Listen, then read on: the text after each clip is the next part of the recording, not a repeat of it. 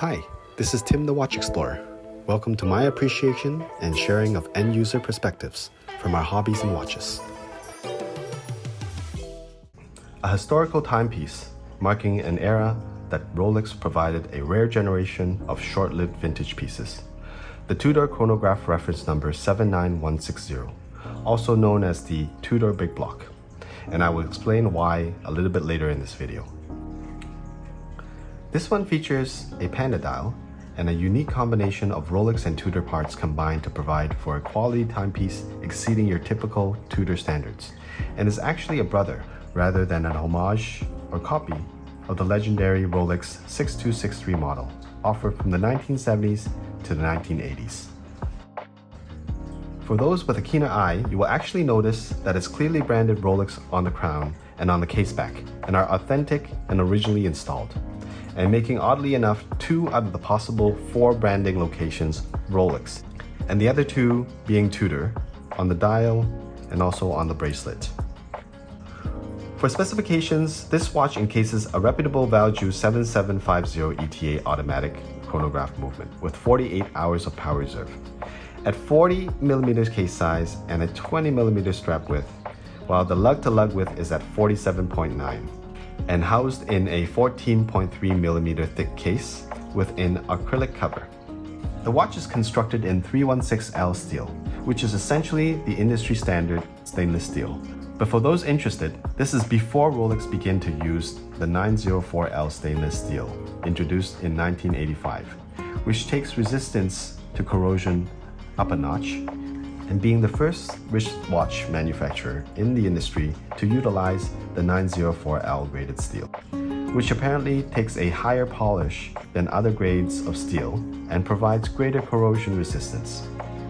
While the Big Block itself were produced starting from 1976 to the early 1990s, following which later models took the same style and design cues, mainly carrying over to the Tudor Tiger Prince, which is named after the brand ambassador Tiger Woods at the time.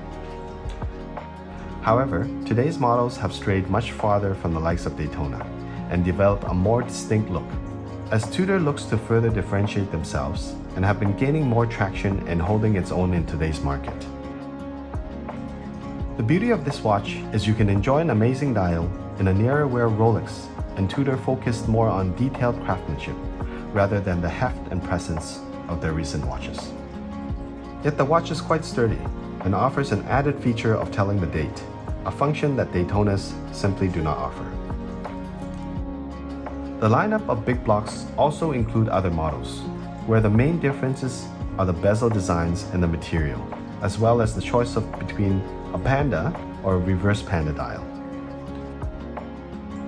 As you can see, this vintage dial offers the wearer easy matching and a subtle appreciation for vintage timepieces.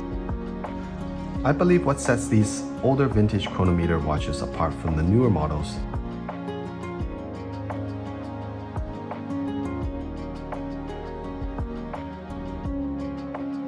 is the thinner and more detailed bezel, complemented by thinner markers and hands, making the overall appearance feel more detailed and sophisticated. The drilled lugs also offer an underappreciated feature for wearers who can simply swap their straps using the help of a toothpick, which for me is more preferable, easy, and scratch-proof. However, in terms of wear, although the case diameter is 40mm, the watch is rather thick compared to your typical Rolex watches, hence going with the name Big Block. So I would definitely suggest trying this on your wrists, especially for ladies or those who have smaller wrists. After seeing this unique watch, what are your thoughts? And how much it resembles its older brother, the 6263?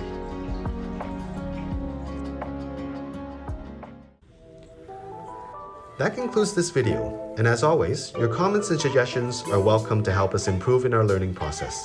And don't forget to click like and subscribe and notification bell to keep updated on our sharing. Thanks for watching, and remember to share with fellow enthusiasts, as your support is our motivation.